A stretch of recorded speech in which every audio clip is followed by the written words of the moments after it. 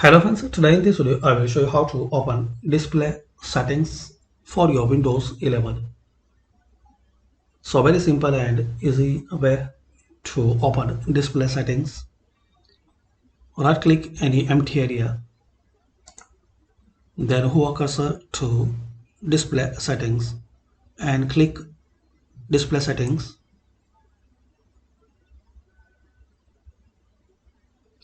So this is the setting for your display. Another way, click on start settings, click on start settings.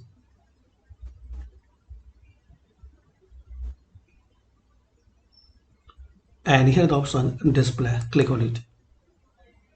So this way guys you can access display settings in Windows 11. Thanks for watching. Please comment this video useful for you or not.